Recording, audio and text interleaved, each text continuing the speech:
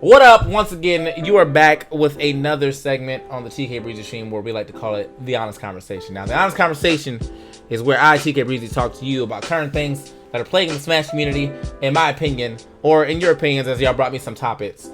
Because, you know, things need to be talked about. We never, the problem with discussion, in my opinion, is that we always discuss, but we never come to a definitive answer. And that's where Honest Conversation decides to come through and help you out. So, yeah. Welcome. And so let's go ahead and get to some topics. I don't want to waste too much time with this one because we usually do the commentary topic. In fact, you can call back to a past Honest Conversation that I did where we talked about bias and commentary. And I do think, you know, I do think that was a good topic, and I kind of gave a little insight on commentary in general and what I think it's supposed to be. So if you want to check that, there's links to that in the playlist or links down below. It's like, there's no links down below. I don't really, just go back and check it. It's one of the other Honest Conversations. So, with that being said, commentary Greninja Saga. So, Greninja Saga was this weekend, and by this weekend, I mean the 20th. So, May 20th was Greninja Saga. Today is the 22nd, which means it's Monday. But yeah, the commentary there, although I liked it, I saw a lot of backlash in the chat, and it was for dumb reasons. So, this is why I think they were dumb reasons. All right, so right now, the commentary game. I have like a flow chart basically of where I think certain commentaries should go, and I'm not saying that you can't take areas out of that, like you can't take and switch things, but this is where I believe commentary should be like. So basically, at the lower levels, at like pools and stuff, that's when you have your analytical, less hype commentators, because there's not a lot of hype shit going on in pools, straight up. Like in pools, someone's gonna get demolished, and then that's all you're really going to get, outside of maybe like one or two upsets because some new guy maybe came out from the woodworks and had to like and upset someone they shouldn't have. And it's not like major upsets, like you won't see Zero lose first round, but you could definitely see, say, someone who's like ranked like 10 on their power rankings lose to someone random in first round in pools. But 9 times out of 10 you won't see that. So that's where you have the analytical commentators come in and tell you what could happen and why they are destroying and what the other opponent can do better. Because I mean, there's not much hype out of watching someone destroy someone outside of maybe seeing like these Vine-worthy combos. But until then, you know, it's going to be a lot of, all right, the reason why he's up to him so much is because he L-tilts behind him so much because every time this guy gets up on the ledge, he gets up and rolls in. And where some people may not notice that, that's when the analytical commentators come in and say things like that. Or, you know, F-tilt covers 3 options here at this situation, and because he keeps choosing the same option, he keeps getting hit, blah, blah, blah. Like, that works. So after you get past pools, you know, you get to, let's say, either top 64 or top 32. And in this area, that's when it starts to shift toward trying to make more, like, superstars, basically. So in that situation, that's where you start having more of the hyper commentators. That's where you have, like, the EEs and the Mii's and the D1s on his hype stuff and less on analytical stuff start to show up, because we're going to hype up the game. We have good diction. We have a great voice to kind of, like, portray feeling and whatever, in that situation. So people are like, all right, you know, I'm feeling it's like, if there's an upset about to happen, it's 2-2, 0 versus 0 versus Lutai, you know, that's top 32, 2-2, right? You know, you don't want to have an analytical commentator up there trying to assess every frame that hit, even though that is nice to know. What we want to talk about is the fact that this man is on the verge of losing against someone you never thought he lost against, and like, that right there deserves hype. That deserves some emotion. That deserves, you know, oh man, this is about to be amazing. Like, oh, if he loses this, like, the crowd's gonna go wild. And the crowd does go wild. You don't want that guy's like, the reason why he lost that is because there's a lot of rage on up B. And when you up B at this situation, you know, we're here on Dreamland. Dreamland has lower blast zones because of the platforms, basically. And he started that combo on the platform. Like, you don't want to hear all that right there at the end. You want to get hype. This man just beat Zero. This is hype. And like, I understand that.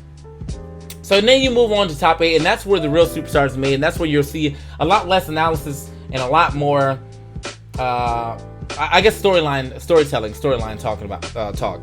Now, from my own standpoint, I have actually kind of taken the backseat on the hype for most of my co-commentators, because usually they're like better hype than me. Like, EE is way better hype man than I am. D1 can be a way better hype man. In fact, I think me and D1 are probably like equal in most things, outside of, I think he has slight more character knowledge than me and some of the more unorthodox characters. But as far as like hype and play-by-play and analysis, I think we're pretty even on that. So we can just trade back and forth. But when it comes to like me and EE, I've been doing a lot more analysis and like talking about like player mindsets and observation. But the way that I speak still portrays some level of hype, so people are like okay with that. But the problem with that happened at 2GG was that you had Strides and Ninja Link, and they're both analytical commentators, but they don't have a lot of emotion, and that's been them since like day one. And while that doesn't bother me, it bothers these people who are used to like me or like Bam or D1 or DC or EE, you know, the people who have that like voice and that diction and things like that. So instead of being like, oh man, these guys, you know, these guys are like, they don't have a lot of energy. Instead of saying, you know, that, it became so these commentators are trash and these commentators are fucking terrible and things like that. And that's just not true.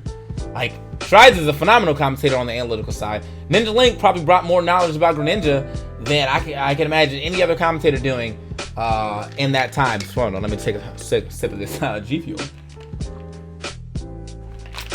It's like, I'm not sponsored by them. You don't have to buy them. G Fuel. I'm just thirsty. Anyway. So yeah, no, I mean, I think that's just unfair to be mad at them as commentators for the sole fact that they may not have the most diction in their voice, you know? They may not have a crazy level of hype. But at the same time, could you imagine if you had forced that out of them? Because the one thing I do not like more than someone not having like a lot of hype is someone forcing it. Like, I hate fake hype more than anything else. So like, real hype is dope, no hype, and then fake hype. Real hype, no hype, fake hype. We don't want that. So if Strides got up there, you know, and he drank like 8 Red Bulls and then he just started yelling all the time, I'd be like, what the fuck? This is not his character at all. And then I'd be upset. And then I would think his commentary is actually bad because that's not him. Like, he's not being true to himself. The one thing you gotta be as a commentator is true to yourself before anything else. So if you're not a hype commentator, then don't force yourself to be. Just pair yourself with a hype commentator. Straight up. Like, me and Strides probably do a bang-up job. Strides D1, they did a bang-up job. Ninja Link and D1 would have been dope. Pierce and any other hype commentator, even though Pierce has actually been, people like give Pierce a lot of flack for talking a lot, but Pierce actually has really good voice and diction to be able to elaborate points and make them seem not like he's reading out of a manual. Now, on Pierce's problem, you know, has always been like he gets so long-winded, but I mean, there's a lot of things happening in Smash that's hard to condense down into one sentence and then still be called analytical, and that's why analytical commentators have to go so above and beyond to get so much out the way.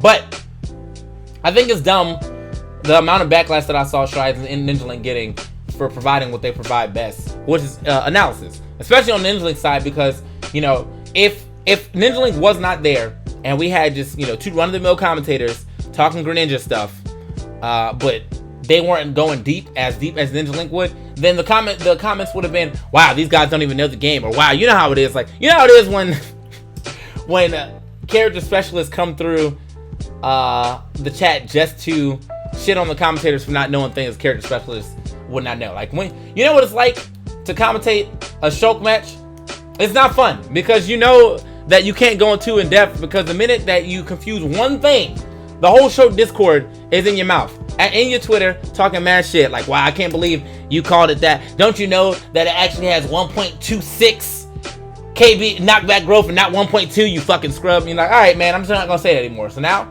we just go real basic with it. Like, oh man, the Buster Minato, he's gonna be killing faster. Done. Buster Art, sorry, I can't call him Minato. You gotta, oh man, Jump Minato or Jump Art, he's gonna be jumping higher. That's it. Like, that's all you get. You don't go into detail, but then you're saying you're not an analytical commentator.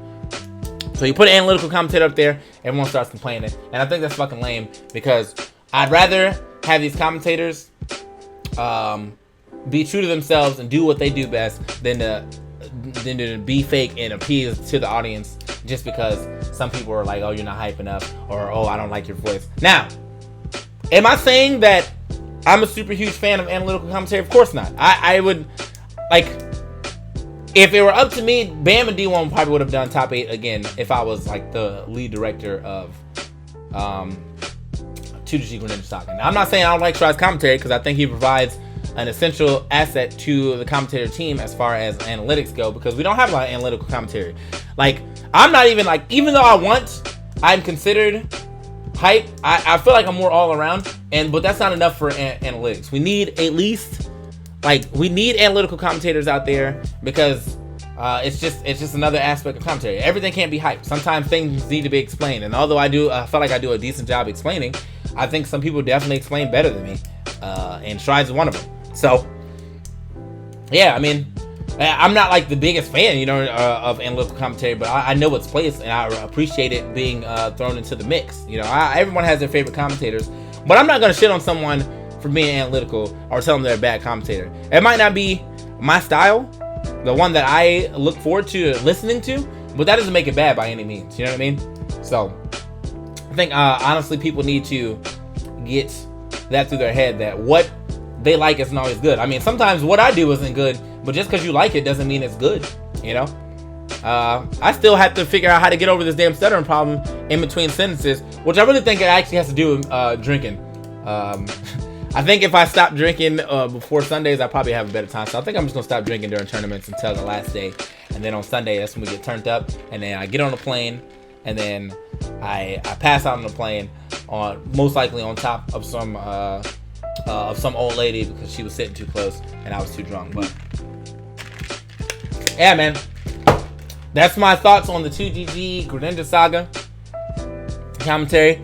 It could have been better, of course. Every commentary team can always be better. There's always a chance for it to be better, but you know, there's always a chance for it to be worse too. I don't think there's ever going to be a perfect commentary team, because there's always going to be at least one person missing. Like, think about it like this, man. SmashCon's going on, or not SmashCon, Smash Splash going on, and Frostbite went on. I didn't go to either one. Now, people probably wondering like, oh, why didn't you go? They didn't pick me, which just goes to show. This is another thing about commentary, a little rant, but I'm gonna just get this one out the way. This goes to show you that even at the top level, you can still be passed. And so, if I'm at the top level of commentary, right, if I'm considered top 5 or top 3 or wherever they put me, and I'm still getting passed up one, why are like lower level commentators so cocky now? Like, what happened to the point where you did one top 16 and now you think you're supposed to go everywhere? Like, I still get nervous at the beginning of tournaments, because I feel like, you know, as great as people, as I believe I am, as people believe I am, I feel like I can still be replaced at any given moment, you know, because it's how fickle the commentary game is. So now you have all these low-level commentators feeling like they deserve, you know, more than they're getting, but you don't, because even I don't feel like I get everything I deserve. But I would never put that aura out there to be like, oh man, I can't believe you flew this guy out on me. I'm a much better commentator than him, and which could be true. It could be true. It could be false. But the bottom line is you just grind, bro. Like, even when you don't get picked, you still grind. You know, we got Austin and Rod flying themselves out to pretty much every tournament ever, right? They're going in the hole all the time, getting paid twos and fews and whatnot. I have not flew myself out to a tournament this year or last year outside of Evo. And this year, if Evo decides, oh, we're not flying you out, I probably won't go, because honestly, it's like, I feel like it's past the point in the time where like they should not be treating me like I'm blessing, or they're blessing me with the opportunity to commentate in a tournament. I've already done that. Like, right now I'm supposed to be blessing the mic basically, but you know, that's knowing your worth. But at this point in time, I feel like a lot of the lower level commentators are thinking that they are a lot higher up than they are, and you're not, because even at the top level, even D1's still not getting flown out to everything, you know, and he's been doing this shit for longer than us. So you got me, who's been commentating for 9 years. You got EE's been commentating for 8 or 9 years. You got D1 who's been commentating for, I think he's going on 11, and we're still not getting these normal perks of like, oh, flight, hotel, and good pay. So why you, who just showed up last year, thinking you should be getting flight and hotel everywhere down, man? Like, you still got a lot of time and a lot of money to lose before you start gaining that money back. I still haven't broke even, and I think it's gonna be a long time before I break even on commentary, but know your worth, dog. And some of y'all not worth it. Anyway, it's enough about commentary. moving on, we're gonna get into the off-season talk. Off-season. So a lot of people have been talking as of late about off-season. The off-season being a point in time where tournaments will not count toward the PGR. Now, there's two sides of that, of this coin that people have been arguing. It's players that are like, all right, well, an off-season would be nice, so that way we don't get burnout, which is actually a thing. You know, it's becoming a lot harder to play at your top level and get to go to 3 to 4 tournaments every month, where back in the day, say 2 years ago, we had at the most 2 tournaments in a month. But now we have the 2GG circuit, which is amazing. And then we have all these other TOs who are still trying to be, you know, throw their tournaments around that time so that they're still relevant, whatever. And I think that's good, but it's the timing that's really throwing everything off. With Smash becoming a major esport, or with Smash starting to shift toward becoming more of an esport, I won't say a major esport. With Smash shift toward more of an esport, we have a circuit. We have these tournaments that we've still that we've always supported, such as the Apexes, you know, the Big Houses, the Smash and Splashes, the Smash Cons, and then we have these multifaceted tournaments such as the Evos and the DreamHacks, who are now including us as well. So you put all this into one calendar, and we're not getting enough time for people to be off. Like last month, I went somewhere every weekend. This month, we're starting to pan out like that too, and I was this close to going to Bravo Zulu, but then they canceled last second, so I didn't go to that. I didn't go to Greninja Saga, but I did go to Glitch, and I went to Royal Flush. So that's 2 tournaments back to back. Then I went to North Carolina, and then now I'm going to Combo Breaker. So this month I went to 3 places out of 4, right? That starts to take a toll on you as a commentator. But I couldn't imagine what it does to you as a player, because I haven't entered in a while. But you know, I'm already getting like a little burnout just from talking on the mic. You know what I mean? Like imagine what you have to do when you have to beat multiple people all the time. You know, to win these tournaments. Like, it's difficult. So what was proposed was an off season, where I said 2 months. Some people said 3. I think 3 is too much, but I said 2 months where things don't count toward the rankings. Now, I'm not saying you can't throw any tournaments during that point, but they won't count toward the ranking. So therefore, like, seeding won't be messed up. So if Zero takes off for 2 months, right, and then Ally wins every tournament in those 2 months, that means for the next tournament, Zero is probably going to be 2nd seed, because you know, the way it goes, he didn't enter anything, so he didn't get any points. So Ally's just been racking up points, right, throughout those 2 months. So now he's 1st seed to the 2nd seed, or whatever. And that's not to say that Ally's the only one who's going to get over him. Say Ally and Nairo just kept trading tournament wins. Now Zero's 3rd seed, right? Just because he decided to take a quick break. And people are like, oh, you can take a break, like you'll still come back. But that's not the point of the break. The point of the break was not so that he can come back fresh, so that everyone can come back fresh, so that the off season, while everyone to keep their tournament points, you know, and then go back into the next season and, you know, refresh, but still ready to play in their same natural, I guess, like, flow of things. Like, you don't want to come back from off season and somehow went from 1st seed at every tournament to 5th seed at every tournament because you decided to take a little break and everyone just started grinding past you. So with off season, it would allow players to recoup, the top players who were like in the PGR or whatever. It would still allow players who still have that grind and that focus to get better by going to off season tournaments. They'll still win money. And there's still gonna be pop bonuses. It just won't go toward the PGR. So PGR will be from, like, you know, January to November, right? Or October. November, December, you know, you still throw tournaments if you want, but they're not counting toward anything outside of just money and bragging rights. And then January comes, you come back hard and heavy. All the top players come back. You start ready to, you know, you're ready to throw it at them now that they've been refreshed. Not only does this give top players time to refresh, but it gives them time to grow their brand too. So you have these top players such as like Nairo, you know, Zero, DeBuzz, J-Tails, DK Will, Larry, all of these guys streaming, right? You now have 2 solid months of them streaming for y'all. And that's going to lead into my 3rd topic, which is lack of info for newcomers. But now newcomers have someone to watch in this off season because now they have 2 months of them being able to stream more consistently. You know, right now the most consistent Smash streams are literally just Nairo and like commentators. You know what I mean? Nairo he streams around the same time every day. You start Foes finally came back. Me and EE stream, but I don't even stream as much Smash 4, so you can't even like really include me in that. And EE, he doesn't stream Smash 4 to like to learn. He just streams Smash 4 to, you know, mess around, fool around, and have fun, which is fun because that's what I wanted to do.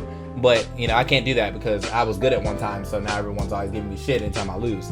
So you know how it is, man. I set myself up for that. But yeah, Nairo's pretty much the most consistent Smash streamer right now that you will watch to learn, basically. I'm not saying that there isn't other ones out there. Oh, D1's calling me. What up? I'm trying to hit you up on your chat. You're not answering. I mean, I'm here. All right, man. But like, I was gonna call you in on Discord, man. Come on. All right, man. I'm calling you on Discord. I just get on Discord, man. I call you on Discord. All right. All right. But anyway, as I was saying, yeah. So like, if you're trying to learn, you'll watch Nairo. If you're trying to learn some other things, we have character analysis. Sometimes we have match analysis from DeBuzz. We have character analysis stuff sometimes from DK. Well, who I haven't seen stream that much. And then Mr. E, if you're part of Tip Nation, he's a really good Marth to watch. But you know, 4 streams out of like the 30 or 40 streams that go up for Smash every day, it's not enough. You know, it's not enough. And that's where I think the off season kind of helped too, because now you see an abundance of people watching off-season streams to learn more. Remember when Smash first came out and every stream that went up had like 500 views? I remember I was like, when Bayonetta came out, or Bayonetta and Corrin came out, and Cloud. For my Cloud stream, I had 1,000 viewers. For my first 3 Corrin streams, I had 1,000 viewers. And now it's just hard to break 150 because no one cares about that learning aspect anymore unless they're new players. But most often than not, new players don't even know to go watch the stream because it's not just relevant information that's put out there like that. So yeah, man, I think the off season could definitely help in that situation, where we have more streams go up, and it would be better. But I'm gonna call D1 in so we can get his words on this here. I gotta send this man a friend request on this here third topic: lack of info for newcomers.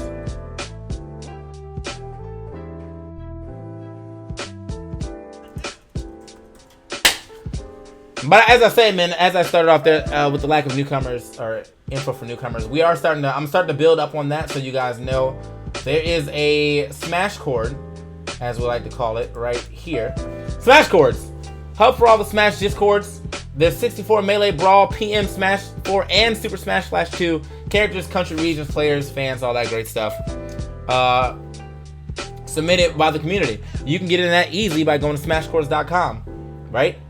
So with that being said, you know, smashcords.com, you definitely check that out, and you can use that. You gotta mute me, dog. Come on, man. So yeah, Smash Cords, you can check that out. Smashcords.com. You can get in there if you are looking for a character board or anything like that. They have it, Smash Cords. So it's basically like Smash Boards, but with Smash Cords. So yeah, D1's now on the call. D1, if you would like to elaborate on number 3, lack of info for newcomers, it is now your time to shine.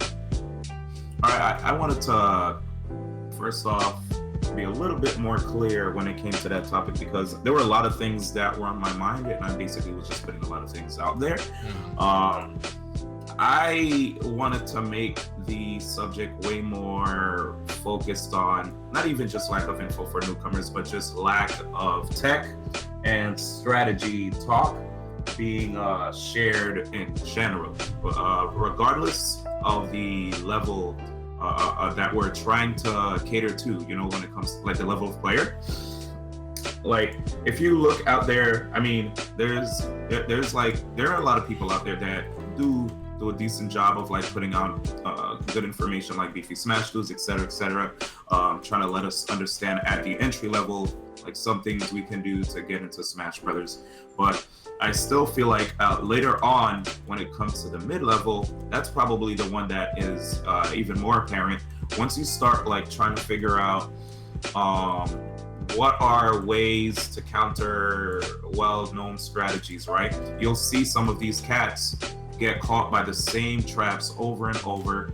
And like when it comes to like a lot of the top level players, I just noticed a stark contrast between top players and even mid-level players in and of FGC in comparison to Smash, right? Like I look at if I wanted to get into Injustice, which I you know, I've been doing a lot of Injustice, like grinding, looking for information and stuff. On my timeline, I would just see mad information just popping up like incessantly. You'd see cats talking about how like probably the best bread and butters to use with the character to maybe either lead into a reset or to get max damage. What are the, you know, like if they notice that a character had a bad time with anti-airs, what can you do to circumvent getting jumped in on all the time, stuff like that, right? I just feel like when I see a lot of these cats who are super gifted at the game, if I look at their social media, I rarely see like a lot of the big name guys put out information like that. Back then, you'd see like Zero definitely did a very good job of like, hey, if like a character got added, okay, let's talk about this character, right? If there's a new character, there's a new patch, whatever, everyone would jump on that. And I don't know if it's because either for the fact that it might be, I'm not saying this is the case in Zero, but maybe the case in certain people, where if they see like there's a new patch, there's a new character, new stages, whatever, they'll discuss it because this might, since it's something relevant that everybody wants to talk about, it might be an easy opportunity to, you know, get money, right? It's like, all right, cool. This just came out. Everybody's talking about it. If I put this out, I'm gonna get hella viewers, right? I will say one thing though, when it comes to a lot of these top players, they hoard information so much. I remember I put out a tweet like a year or two ago where I was just like basically calling out top players. Hey, you know, when it comes to information, sometimes a lot of you cats don't want to put information out there. Whereas at the same time, these are the same people that will complain if a commentator doesn't know enough about a certain thing. And then it's funny because when you try to reach out to them and approach them about certain things, they're afraid that you're going to expose their strategy. So because of that, they won't want to like enlighten you and give you that information, because now it might be harder for them to stay on top. And I kind of understand where they come from, because they didn't have anybody to come through and serve on a silver platter, right? This information that would help them figure out how to become like the best. It's like, oh, okay, you think I'm just gonna go ahead and give all you guys free information when I had to get bodied on my own and figure out how to beat all these freaking hard characters on my own and be consistent on my own, when there's hella videos already showing how I play, and y'all can't just, you know, figure out the math and, you know, understand how I'm breaking everything down on my own. Like, I have to actually tell you everything. I get it, but I still feel like, you know, if there are certain things that they want to share, fine, whatever, that's on them. But I still feel like if one thing that can help make these guys better is if they leave themselves open by letting people understand their take on certain matchups, certain strategies that they have been using, because now they'll be able to develop counter strategies to this, and then everyone grows. Because now,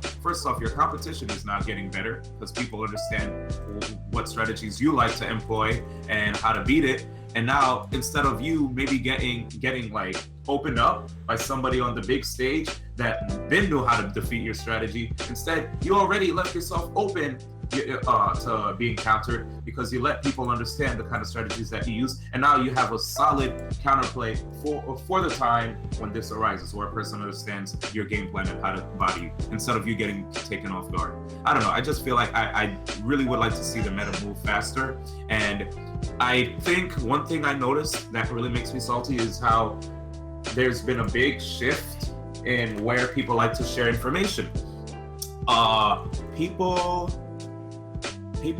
when it comes to sharing information, they use Discords now.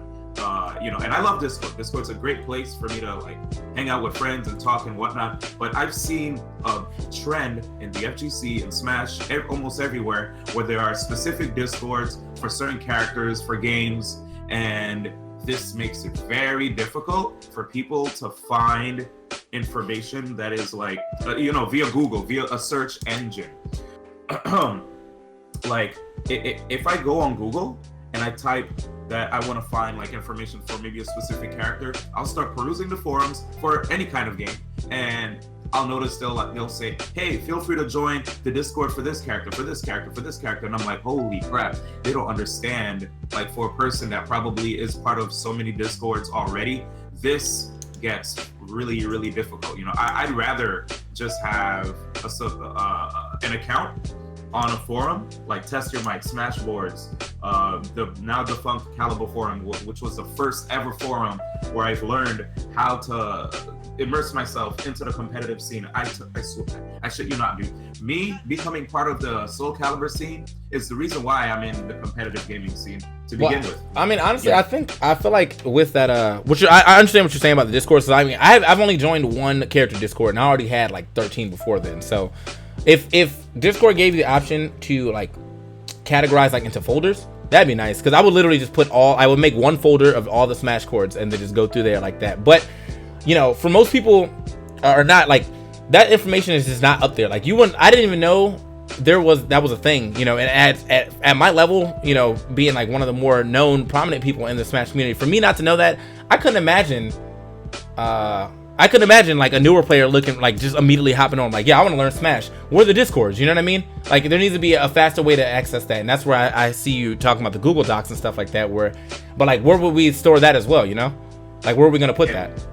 Like, one of the reasons why I say I don't like the fact that there are Discords is because, honestly, when I go to Discord, I'll join the chats for all these different gaming communities, and I'll have to literally scroll up through a bunch of chats, and I'll have to wait for them to load and keep scrolling up to see if there's any good information that will help me out when it comes to learning about the game, right? It's not really cataloged the way that, in a way that would make it easier for me to find information. If there's a forum, forums have many different, when you go to a public forum, there are like different sub forums, right? Mm-hmm. There are different sections. You could go to like a general discussion. You could go to maybe a character specific forum, and all these different sections will allow you to find the information that you need. And if there's like a thread that's very, very important, that would probably help you when it comes to finding the information that you need. More often than not, when you go to these forums, they'll have a sticky thread that'll have a directory of all the most important threads that will want to help you get better with that character. And I feel like now with the age of Discord, not everyone's Discords, not all of the Discords are managed properly in a way for you to find information quickly. You know, you'll just hop into a chat, you see a lot of random pictures, memes, jokes, etc. And I'm like, dang, man, like, every once in a while, I'll probably see pertinent information, maybe a video that would help me out with like figuring out something. And what if I come in at a time where I ask a question and then nobody's available? Like, at least, I don't know, man. When it comes to a forum, I feel like it's way more easier for a person to just hop in. They could easily find it off of a Google search. Whereas Discord, it's not the same. Well, do you think they're moving in the right direction with the Discord though? Like, at least starting one? Mm-hmm. I mean, because like, I understand where you're coming from. I think they're in the one I'm in, at the very least, the Wii Fit Trainer Discord has in one of the text channels like a doc, like a Google Doc with, you know, like relevant Wii Fit Trainer stuff. But I mean, well, you know, there's some people in the chat that say most Discords have proper text channels. I don't 100% agree, because I'm a part of many Discords for many different gaming scenes, and I don't always see that happen. You don't always see the text channels? And I don't always see them properly organized. Okay. And another thing, even if they are properly organized, here's another thing, right? Mm-hmm. This goes back to me just not being able to find these with a search engine. How would I be able to even know if a Discord exists? Like, sometimes it's not easy for a person to actually know if a Discord for this character exists. If you go on a search engine, you'd probably have to put yourself out there and ask and hope that somebody will answer. Not everyone has the pleasure of being me or you, or if we ask something, immediately somebody on the internet will just let us know, right? It's not that free. Oh, I see what you're saying now. Now, I mean, I see what you're saying in the way where it's like you can't just go to Google and type in like Mega Man Discord. Like, it's not gonna just show up. Like, not like in a way where if you were like, if someone just made a Google Doc and you were like Mega Man quick to know knowledge, it would be like, you know, Smash 4. It'd be like maybe one of the first 5 options to show up right there. And you know, I understand that too, but I think that's kind of why we have to do a better job as like us is like the what's the word? I don't say pioneers, but important figureheads of the Smash community. We have to do a better job of trying to put that information out there. But like, I get like overwhelmed or like thrown so much information thrown at me of people that I don't know if the site is going to stay. Like right now, there's like 4 different sites that I know have information that I haven't checked out more than once because like they didn't really like push too much like anything different. Like there's one Smash, there's Smash SSB World, and then there was like whatever that thing Chibo started. I forgot the name of that. And then of course Smashboards, which kind of took a dive on its own with the popularity of like Facebook starting to come up. But there's information out there. I just think it's really hard to get as a new player, and I don't know if that's solely on the fact that we aren't pushing it enough, or is it really just like a mute point, or is it really just that hard to get people or to get that type of information out there for anyone to find? You know, again, like you won't be able to Google well, let me see what happens if you actually Google that, because I know Smash Cores won't come up yet, but eventually it should, you know. So if you put Mega Man character Discord, okay, well, it comes with the Smashboards as the first thing, but I feel like even then, you know, I would like an easier way for that to get that going instead of just taking your Smashboards. Because I mean, like as of right now, I feel like a lot of new players didn't even know Smashboard exists. Smashboard was a 2008 thing, you know. That was, if you weren't around there, if you weren't around Smashboards in time Brawl came out, like you probably were never going to get on Smashboards, because you know by the time PM and Smash 4 came out and stuff, everyone already kind of migrated to Facebook. I still have a Smashboards account, but I'm not going to be using it like that. You know what would be amazing too? If somehow we were able to like incorporate more competitive information in the wikis. Like, you know, I know we have the SSB wiki, and fortunately for us, there's some pertinent information out there that talks about like what happened when it came to patching characters, right, from like 1.15 to 1.16, etc. Maybe if there was like a greater, like if we did a better job of keeping like the wiki updated. And the reason I'm telling you all this information too is because recently there was a friend of mine who he commentates mainly FGC, right?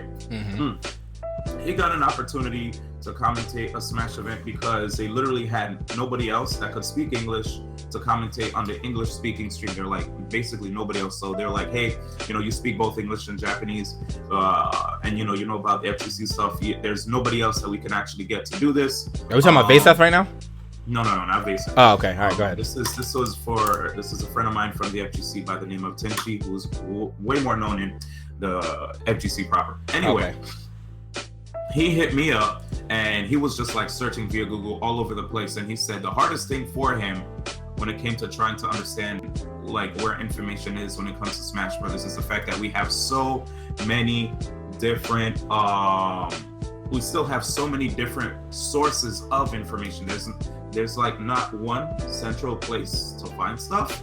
You literally have to go to so many different places. Like, you know, if you want like your frame data, you go to like Bergami Hammer, which also has a list of attributes and all the other stuff for characters that, you know, differentiate them from each other, like ranking, you know, when it comes to like their weight, their speed, walk speed, run speed, yada yada. Now, a lot of the stuff isn't centralized. If we had a one-stop place, a place where everybody could just go to, where they had information. That used to be Smashboards for me.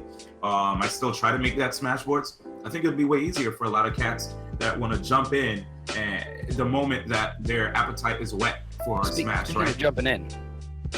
Oh yeah, well, hello guys, DM's here now. What's up?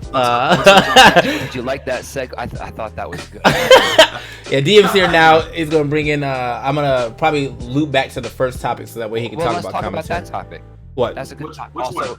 The one you were talking about. First off, I'm sick, boy. Cool. Everybody in the chat spam sick boy. Get better, otherwise I'm gonna be sick forever. All right, I need you to do that. Get well soon, dude. Thank you. So, you know, D1's talking about how there's no centralized information. But the problem is even back in 2005 when we only had Smash boards, you had to go to 17 different forums to get the information you needed for even one character. It's like, all right, I want to talk about Falco versus Luigi. Well, like, okay, that's not a really common matchup for Falco, so you got to go to the Luigi board. You gotta go all over the place, and it's crazier now though, because now you have Reddit, now you have all these millions of Discords. Well, I would say millions, but you have hundreds. It's the same exact situation, because back then the idea was, even though it was on one website, everybody wanted control over the information. So the Luigi boards wanted the Falco matchup. You wanted to go to the Falco boards, you had to talk about Fox. That's all you got. And if you went off topic from what people really wanted to talk about, you'd catch a suspension, or they delete your thread, tell you're trolling, etc., etc. It's because the moderators wanted the power. They wanted to make sure that they were seen as the leaders of these boards. Now that Smash boards isn't relevant anymore because we have free use over the entire internet, you know, things like Discords and Reddits, people are branching out and power grabbing all over the place. I mean, you go to any game, you try to go to their Reddit, and half the mods don't even play the games anymore. They just wanted their names on it to begin with. A lot of people who started those Reddits give up power a year in because they realize, like, oh shit, I actually have to do work here? Nah, I'm out, dude. So what would you say would be the best way to remedy the situation then? Like, would we all have to just work together and figure out what that one place is? Like, for me, it's usually I tell all those people who are power grabbing that they're useless until they go away. You want to tell people? Wait, what? Say it again. Like mods of Reddits and all these other people. To me, I feel like most of the time it's just power grabbing. They want the information on their site. Have you ever seen Boiler Room? Yeah. I'm a big fan of the movie Boiler Room. When you first see Ben Affleck walk into the meeting room with everyone applying, he tells someone like, "Hey, yo, my man, that's my chair." Right? And the guy's like, "Oh, dude, I'm so sorry." And then he gets up, walks to the other side of the room, and Ben Affleck takes the chair and pushes it off in the corner and fucking stands at the top of the table and tells everyone to listen up. And then he kicks two people out. Most of our community leadership, quote unquote, who aren't the people that are running to go, going to tournaments, running tournaments, looking for sponsors. These people are kind of doing the same thing. Like, listen, I'm in charge here and I get to tell you what you're allowed to talk about in my space. Yeah. And then when things get popular and they control that area, they can stop other people from sharing information that's super relevant because they feel like it might be a threat to their power. This has been going on since 2005. If we go outside of Smash, this could be going on since 1999. You go back to Game Sages and the opening day of GameFAQs, like it's just been the same way since forever. Anytime we will get a centralized location for places to have information, people are gonna hoard it. I mean, how many times have you heard Bear talk about a secret back room? Too much. Right, exactly. Why don't we have access to that information? Why isn't it out in the open? Well, because if it's out in the open, the people in the back room have less power. It's simple. I mean, I think that's always been, well, as you say, that's always been a problem with the community, but that's been a problem with just humans in general, man. Everyone wants to be in some situation where they control something. When it's become a lot more apparent with these pop-up commentary organizers who didn't really do anything to get to that position, but they just want to be able to say they picked whoever came or whoever's doing whatever at the tournament. And but that's from a different topic. I just noticed that the power creep is definitely a thing that is stopping people from growing or from branching out and getting that information all into one general area, because everyone wants to have the site, instead of just kind of combining their efforts and making one huge hub to work together. Yeah, they wanted control over a lot of things, but I feel like they also gave back in a very positive way, which is why it blew up. I mean, that ladder was amazing and way ahead of its time. But I never, on All Is Well, I never felt like Neil or JV was saying to me, you have to use this website or you're screwed. Whereas I felt like the culture over on Smashboards going, 2008, 2010 was very much like, don't use that other site. Like, you better not do it. We need to find people and promote people who don't care if they have the power. For instance, D1. I feel like D1's in a position where, he's making money, he's doing his thing, but I never feel like D1 is putting people out too much, where he's trying to all right, this is mine, I gotta take it. Someone's like, yo, I want to commentate this. He's like, all right, man, I'm just gonna go sit in the crowd and watch. That's the kind of person to me. We need more D1s.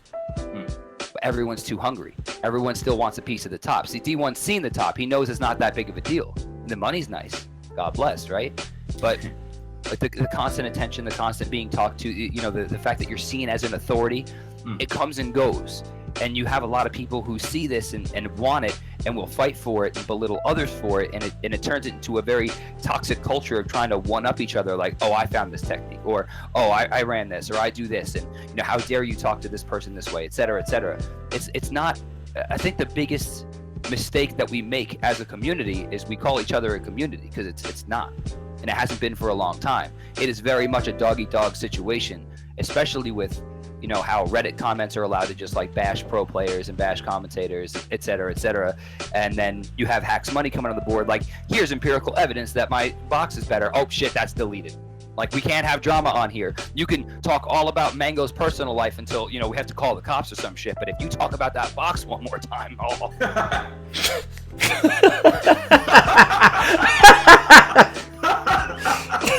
That's sad how true that is, though. Like, holy shit. I'm sorry. Damn it. All right, but here's another thing, DM. To stay on topic when it comes to pros, pros and talking about strats and tech in public, right?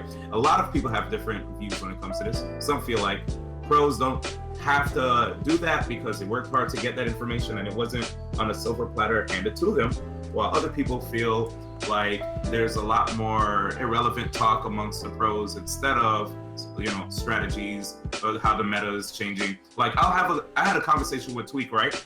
And he started just talking to me about a whole bunch of 50-50s and how the game changes against a certain character when it comes to certain percents. A character that I never really thought of much. He was talking about a Samsora and his speech. Right now, I can't believe this. No. He was saying good things. He was saying good things about the character. Now, I was saying good things about Tweak. This is not a bad thing about Tweak. So he was telling me a lot of good things about the character, whatever. And I just noticed, like, wow, this is crazy. I rarely see conversations like this out in the open on Twitter. That's what I was trying to say.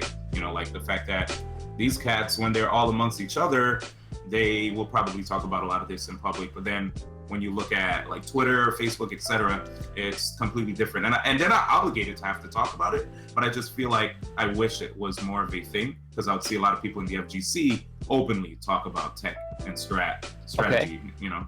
So I just wanted to know your feeling on the topic. So there's two DMbrandons when it comes to this. If DMbrandon, the tournament player, is not telling you shit, eat a dick. That's what I thought. DMbrandon, the not tournament player, is finding everything out I can, and I'm putting that on Twitter for likes. Oh, for likes only. I want the likes. Fuck the retweets. I don't want to be on your timeline. Just like that shit. So not to advance the meta. No, I don't care, man. Farming likes. It's 2017. You guys are definitely going against each other in this topic then, because D1 he wants people to advance the meta. He wants to find shit and put it out there so that way it can be discovered and beat, and then we'll find another, you know, more ways to be more creative. And you're just like I need them likes, dog.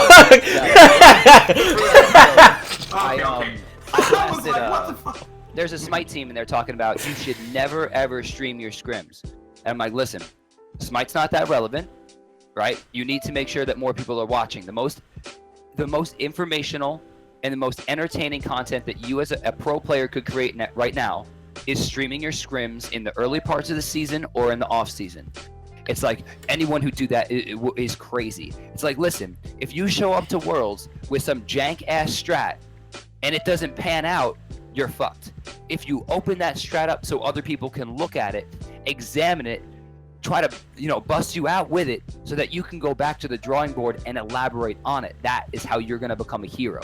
You look at Mewtwo King, this guy's at every tournament playing every single person that he could find. Someone sits down next to Mewtwo King, it's not the normal, hey man, good to meet you, like, what's your name? It's like, who the fuck do you play? Sonic, sit down. Yup, this is what I'm saying, because Bum, back then, when I was talking to Bum, he was saying, like, heads need to not be as scared to put themselves out there, because you open yourself up to be encountered, right? Earlier than way later, maybe at the championships, where somebody knows how to beat your stuff and you weren't even exposed to that. So because of that, you have no answer. Exactly. Yeah, you're just gonna get bodied. So thank you. It's all one-trick pony shit. Yeah, no one-trick pony stuff, man. Keep yourself open to being countered so that you know how to beat the counters and you get strong as a competitor. there's a team recently in Smite, and they played this ridiculous strategy. Okay, it was dumb. Everyone saw it lock in the first game. We're all like, all right, they're just trolls. The #1 seed in North America, they're fucking trolling, right? But in scrims, this comp that they've locked in is on permaban. Like, none of these players are getting these characters ever because of how bad they're stomping scrims, right? We go into a tournament game, they get fucking bodied, like embarrassed. Like, not only should they not have been the first seed in North America, like, I can't believe they're even at this LAN, right? Game 2 comes in, but because they don't practice anything else, they locked in the same exact 5 characters. I almost puked in my mouth. But that's it. They practice one strategy, and they just like try to perfect that one thing. And then when someone beats it because it's free, they have to go back to it because they didn't practice anything else. That's no good. No good, not at all. Yeah, that's why I just want people to now not be afraid of letting people know what their strats are, because we've seen what happened to Zero, right? Zero went to, what was it? I'm not saying that this is the reason why Zero lost, but Zero definitely tells me a lot that when it comes to fighting against Rosalina, you know, if you speak to him when it comes to Rosalina, he doesn't quite sound like he's the most confident in the matchup. So he goes up against Kirihara, and Kirihara was like, oh, you like to side B a lot? I'm gonna free you up right now. And now because of that, Zero had to go back into the drawing board, like, early. Whereas he could just, you know, get on a plane, get to New York, go to DeBuzz's house, train for 3 hours, 4 hours, and he probably won't have that problem anymore. And surprisingly enough, prior to like Evo and all these other big events, Zero has flown out people to come to his house so that people could learn how to beat him, and he'll learn how to beat them as well. So in case, you know, Pierce thought I was trying to bash Zero or anything, Zero actually is a great example of a player who will go out there and play as many people as possible, even fly out to Japan secretly so that he can understand how to beat these players. Like, it's out of control. See, man, I'm esports as fuck, right? But I don't think I'm esports enough to go out to Japan secretly. Like, that's a bit outside my pay grade. Holy shit. Yo, TSM, hit me up with some plane tickets. Wait, like, but so is that still working against or for the idea of, you know, spreading tech? Like, if is Zero still doing that? Is he still flying or trying to go play top players to learn the matchups that he's not doing well, or are they even playing him to the fullest? Because I feel like DeBuzz is one of the people that he would tell you to come to his house and he would just sandbag you, and then when y'all fucking playing tournament, he's like, wow, shit, man. Yeah, it's like, yeah, man, you really got this matchup down, and then y'all playing tournament, and he's like destroying your shit.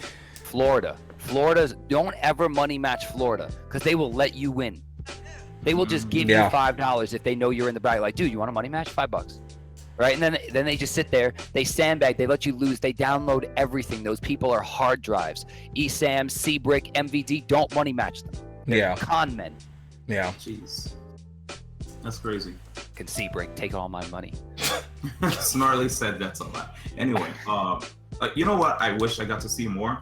When these cats openly go on Twitter and ask to play Wi-Fi, but then they don't stream it. Like, why would you post it on Twiter then for all your followers to see? Yeah, I don't know about all that. Yeah, that is kind of one of the biggest problems with Smash is that the content creation is busted. Like, you got Nairo and Mango on Twitch. You got a few other people that are coming up, and then I'm sorry. You also have Keitara walking around Mexico. Forgot about that. Really important Smash content. Over on the YouTube side, you have VG Bootcamp holding it down for the most part. You know, uploading tournament vids. Zero, obviously in the forefront, Smash 4. Yep. And then after that, it's like people that are trying to break out, goofball videos, TAS nonsense, and you know, that's it. Like, no one's really trying to make it their full-time job anymore. No one sees content creation as relevant form of income. I mean, even look at Anti. You look at Anti's Twitter. That dude is hilarious. He has social media. You know, he shows that Twitter is free, like, for real. And then you ever watch his stream? He barely talks. He's a completely different person when he's practicing. He doesn't understand how to be a content creator. These people don't understand you have to go online and you have to be an entertainer. Be the same person that you are on Twitter. If you're going to have a ridiculous ass opinion about how, you know, Bowser beats, you know, whatever, you need to go on your stream and you need to talk about that for 3 days straight until people hate you about it. Like, you have to be an entertainer. Nobody does it. So they think, okay, if I'm going to put all this stuff up on my stream, I'm going to get 200 viewers, I'll do an hour session, I'm going to leave. They don't realize that you have to treat it as a job. If I'm going to sit down and stream, if you do it for an hour, you're not going to have any viewers. That's not how Twitch works. I don't know. I mean, I thought that was I always thought that the reason with like that we don't have like really great streams for the Smash community, you know, people were always like, oh man, well now you're streaming, like I can't stream. I'm like, that's fine, but he's only streaming for like so many times a day, and then whenever anybody else streams, they don't actually want to do the things that you're speaking of. Like they don't want to like interact with chat. They don't want to they don't want to do anything extra outside of let's just play the game. I threw it up, that's fine, and like then I'm gonna leave. Like no outros, no intros, no nothing. And but I also felt like people don't really care about watching top players that much anymore as they used to. But I think that also is on the top players' fault, because you know, back in the day when everyone was getting 500 viewers because everything was new, that was dope. But now it's either nothing's new or no one's trying to find anything or innovate anything. So now as you walk in, you say hi, they don't really say hi back, so you just leave. It's like, well, like how are we gonna grow our side of the you know, our side of Twitch if people aren't really trying to do anything extra than just throwing the game up? You know, you can't do that in this realm. This isn't like League where everyone would just sit and watch you regardless of how good you are. Like we actually have to bring something extra to the table, and which is kind of like somewhat of the reason why I started doing more variety than anything else, because I wanted to do more. But for the people who aren't doing variety, you know, Speaking of which, when's Smash? Do you play Smash tonight? Oh my god! Eventually, man. Let's play Smash tomorrow. Something.